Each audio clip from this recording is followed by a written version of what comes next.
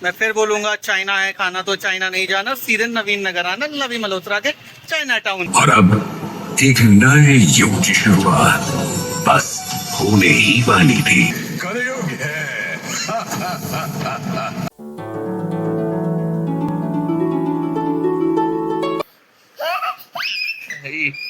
Mummy ने उठा ली gun और ढिचाक कर दिया मम्मी ने। गाइस मैं कॉफी पी रहा हूँ और श्रीमन अपना अम्मा से ना लड़ाई कर रहा है। अम्मा इसको गन से मार रही है, ये अम्मा को गन से मार रहा है ढिचाक ढिचाक करके। और आप लोग भी कॉफी पी लो।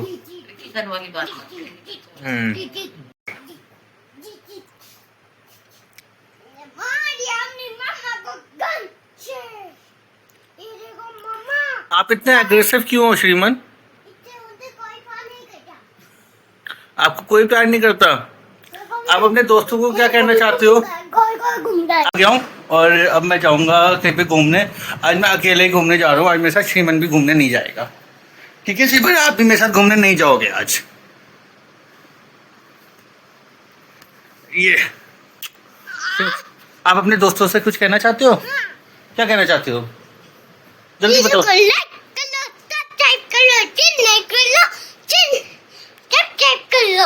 सब्सक्राइब कर लो चैनल को। वो सारे गुस्सा है आपसे? पूछो क्यों गुस्सा है? क्यों गुस्सा तुम? बाय बाय श्रीमन। गाइस मैं निकल गया हूँ। पहले मैं जा रहा हूँ लवी मल्होत्रा के पास। बहुत दिन हो गए मुझे उससे मिले हुए। देख के आता हूँ वो आजकल उसकी ज़िंदगी में क्या चल रहा है। यहाँ पे चल रहा है नारी शक्ति का प्रचार और यूपी गवर्नमेंट ने औरतों के लिए पूरी एक नई व्यवस्था तैयार कर ली है। सच में यूपी गवर्नमेंट नारी शक्ति और नारी सुरक्षा के लिए बहुत काम कर रही है। और आई प्राउड कि हमारे मुख्यमंत्री योगी जी हैं। जब तक वो हैं तब तक औरतों के लिए कभी भी यहाँ पे कोई दिक्कत हो ही नहीं सकती। जैसे कि अभी एमपी में देखा कि एक अपहरण हो गया, अगर वही काम यूपी में हुआ होता तो अब तक वो गुंडे मर चुके होते।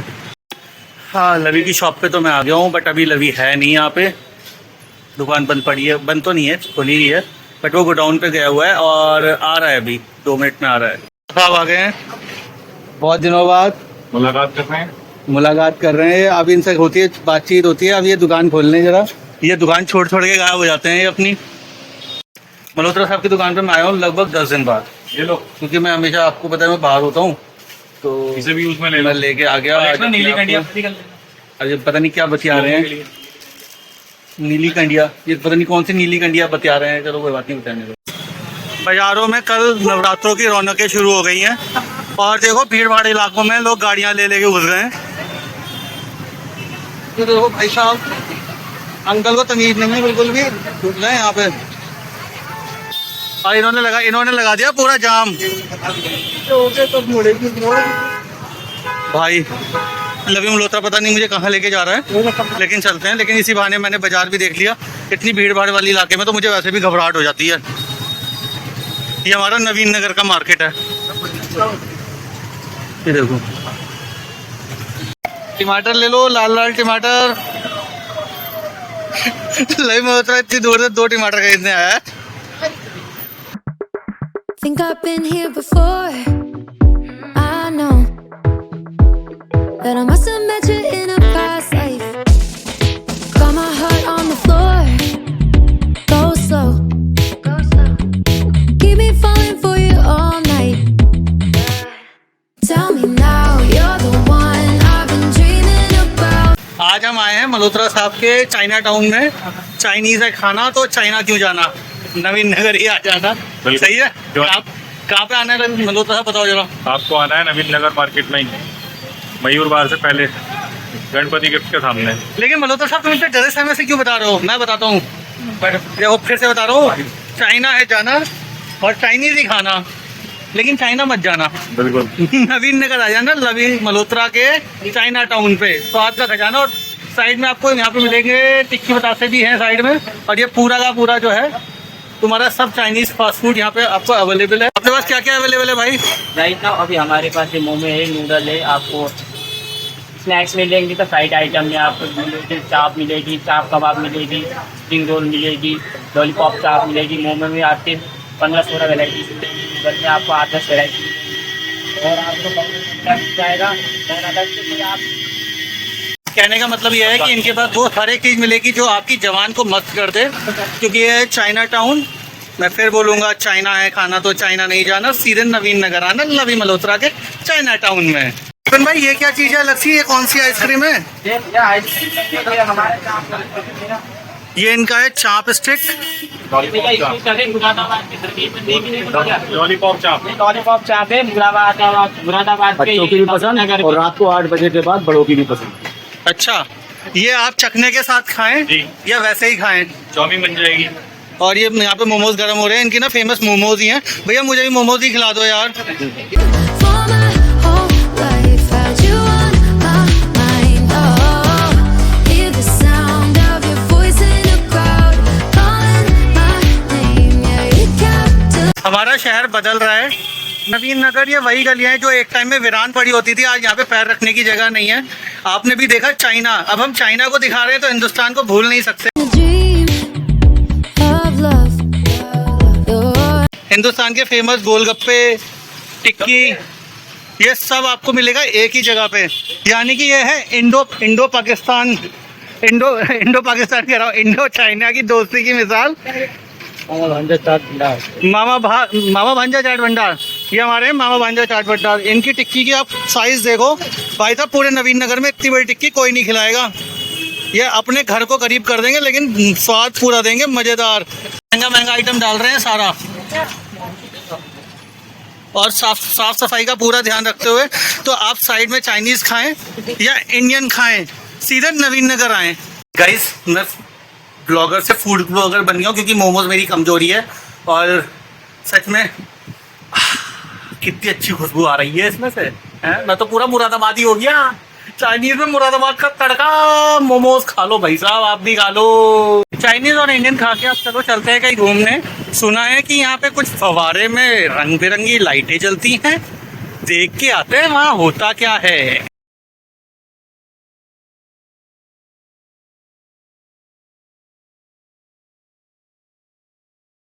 मैं आ गया हूँ इस्पसन सरोवर पे, और यहाँ पे होता है लाइट एंड साउंड शो जो होगा 7:30 बजे से 8:30 बजे तक। मैं आज आपको दिखाऊंगा कि मुरादाबाद के इस्पसन सरोवर पे लाइट एंड साउंड शो कैसा होता है। I'm pulling on my sanity, it does seems.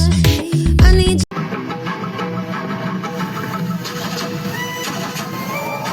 अब कल की अवतार धरा पर आएंगे बनकर सत्य का उजियार।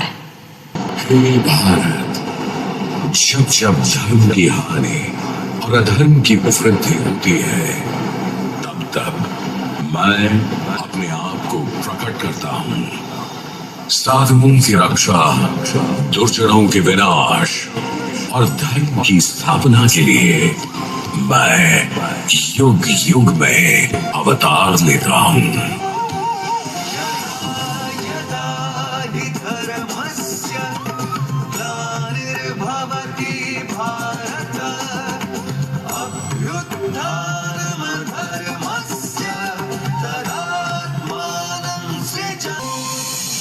अधर्म का विनाश करने और धर्म को पुनः स्थापित करने हेतु भगवान विष्णु ने श्री कृष्ण का मानव अवतार ले द्वापर युग में भी संसार का उद्धार किया।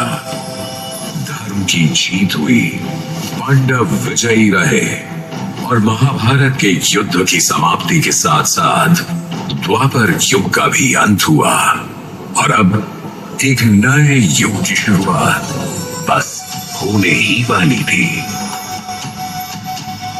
वे क्रोधित हो उसके समीप पहुंचे। हे अधर्मी, हे पापी, तुम इन जानवरों पर अत्याचार क्यों कर रहे हो? तुम जो भी हो, तुम्हें इस दुष्कर्म का दंड अवश्य ही मिलेगा। नहीं नहीं, मुझे क्षमा करें राजन, मुझे क्षमा करें, मुझे दंड ना दें, मैं अपने कृत्य पर शर्मिंदा हूँ। तुम्हारे जैसे अत्याचारी व्यक्ति के लिए हमारे राज्य में कोई भी स्थान नहीं है। अगर तुम जीना चाहते हो तो हमारे राज्य से कहीं दूर चले जाओ, नहीं तो मैं तुम्हें मृत्यु दंड दूंगा। हे राजन, मैं भला यहाँ से कैसे जा सकता हूँ? मैं तो स्वयं भगवान ब्रह्मा के नियमों से बंधा हुआ हूँ। वैसे भी आपका शासन तो पूरी धरती पर है, तो आप ही मुझे बताएं कि मैं कहाँ जाऊँ। यह सब सुन राजा परीक्षित को शंका होने लगी कि जिस व्यक्ति से वे बात कर रहे हैं वह कोई साधारण मनुष्य नहीं बल्कि कोई माया है। साथ ही साथ वह एक पैर वाला बैल धर्म का प्रतीक है और गाय के रूप में धरती मां है। तत्क्षण ही उन्हें ज्ञात हुआ यह साधारण सा दिखने वाला मनुष्य और कोई नहीं बल्कि कली यानी कलयुग है और उन्हें इस कलयुग को किसी भी तरीके से रोकना होगा। तुम्हारा प्रश्न भी उत्तम है कि तुम कहां जाओ। मैं तुम्हें 4 स्थानों में वास करने की अनुमति देता हूं। तुम इसी क्षण से जुआ घर, बूचड़ खाने, मदिरालय एवं वेश्या घरों में वास करोगे। लगता है महाराज को मेरी वास्तविकता का ज्ञात हो चुका है। मुझे कुछ और ही युक्ति लगानी होगी। महाराज, भला ये कैसे संभव हो सकता है? आप तो स्वयं धर्म के ज्ञानी हैं।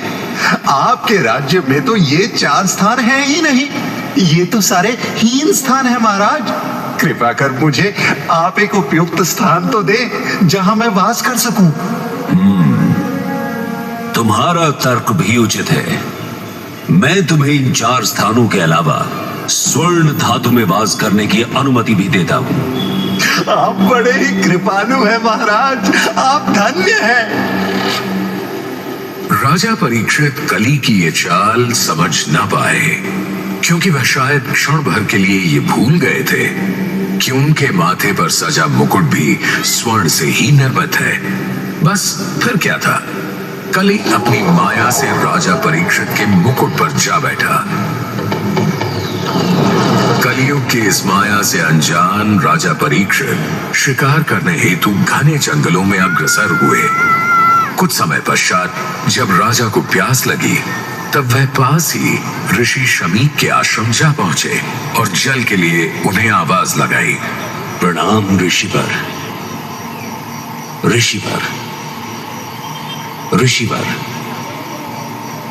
ऋषि शमीक उस समय ध्यान में लीन थे एवं उन्होंने मौन व्रत भी धारण किया हुआ था। इसीलिए उन्होंने राजा परीक्षित को कोई उत्तर नहीं दिया। बस उसी क्षण मुकुट पर बैठे कलयुग ने अपना असर दिखाया और राजा परीक्षित को लगने लगा कि ऋषि शमीक ने उन्हें अनदेखा कर उनका अपमान किया है।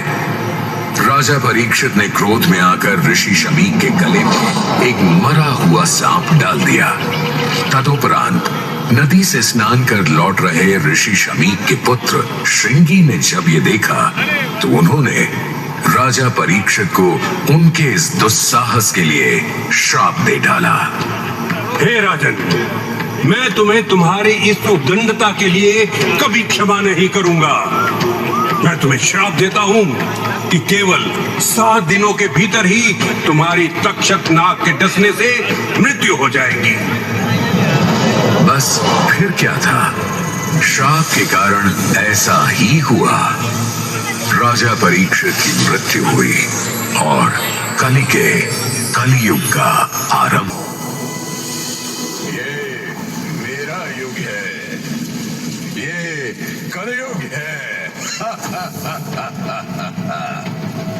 मेरे इस युग में धर्म, सत्य, दया, सहनशीलता, आयु एवं शारीरिक बल, ये सभी दिन प्रतिदिन क्षीण होते चले जाएंगे।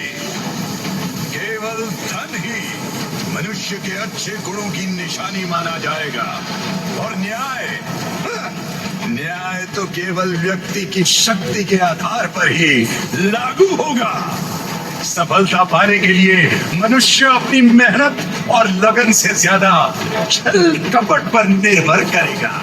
हिंसा, द्वेष, लोभ, भूख, प्यास और बीमारी मनुष्य को चारों ओर से त्रस्त कर देगी।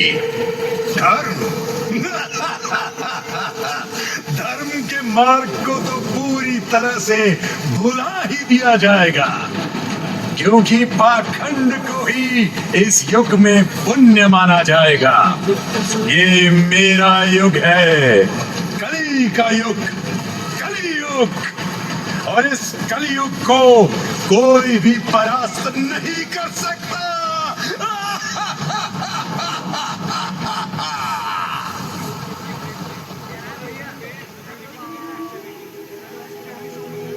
जहां अधर्म है वहां धर्म भी होगा, जहां असत्य है वहां सत्य भी होगा, जहां लोभ है वहां त्याग भी होगा, जहां कलि है वहां कल्कि भी होगा।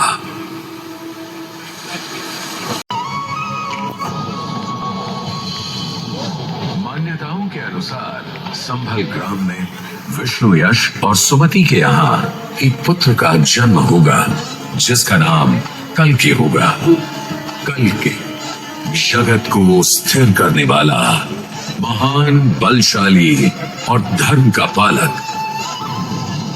धार्मिक ग्रंथों की माने तो भगवान विष्णु के 10वें अवतार कल्कि का जन्म स्थल मुरादाबाद मंडल का संभल जिला बताया गया है। हर युग में अपने अस्तित्व को संभालता यह संभल क्षेत्र, जहां सतयुग में सत्यव्रत के नाम से जाना जाता था, तो वहीं त्रेता युग में यह महतगिरी के नाम से प्रचलित था। द्वापर युग की बात करें तो इसी संभल क्षेत्र को पिंगल भी कहा गया है। ऐसा माना जाता है कि कलि इतना शक्तिशाली होगा कि उसे केवल भगवान कल्कि परास्त नहीं कर सकेंगे। कलि को परास्त करने हेतु भगवान कल्कि को 7 चिरंजीवियों की आवश्यकता होगी। भगवान शिव के अंशावतार परशुराम, कुरुकुल गुरु कृपाचार्य, मुनिवर वेद व्यास, राम भक्त पवन पुत्र हनुमान, धर्मनिष्ठ विभीषण, असुर राज बलि और गुरु द्रोण पुत्र अश्वत्थामा, ये 7 चिरंजीवी आज भी अमर हैं और भूलोक पर ही विचरण कर रहे हैं। कहते हैं कि वर्ष 2898 वह वर्ष होगा जब अधर्म और हिंसा अपनी चरम सीमा पर पहुंच चुके होंगे और पृथ्वी पर जल और वायु नाम मात्र ही बचे होंगे। कलि स्वयं को भगवान समझने लगेगा।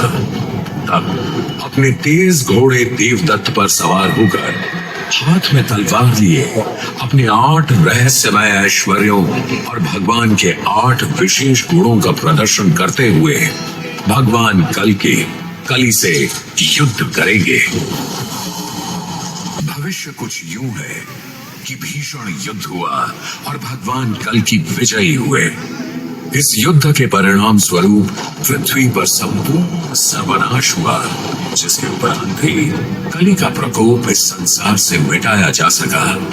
संपूर्ण सर्वनाश के बाद भी संसार में 2 संत क्षत्रिय जीवित हैं, जो इस कलियुग के अंत में सूर्य देव विवस्वान और चंद्रदेव चंद्र के पवित्र राजवंशों को फिर से शुरू करेंगे। इनमें से एक महाराज शांतनु के भाई राजा देवापि हैं, तो दूसरे इक्ष्वाकु के वंशज मरु। कहते हैं कि जब चंद्रमा, सूर्य और बृहस्पति ग्रह एक साथ एक राशि में प्रवेश करेंगे और चंद्र ग्रह पुष्य में मिल जाएंगे, तब सत्य युग दोबारा शुरू होगा। सत्य, त्रेता, द्वापर और कलि के इस क्रम में इस ब्रह्मांड में चारों युगों का चक्र सदैव घूमता ही रहेगा।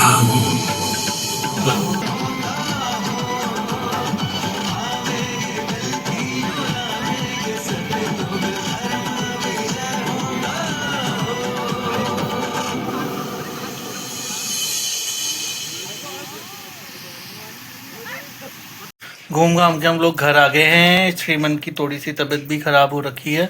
और आज की ब्लॉग में बस इतना ही। आपको ब्लॉग कैसा लगा मुझे बताइएगा और मिलते हैं नए दिन नए ब्लॉग के साथ। तब तक के लिए tata bye bye. Thank you for watching.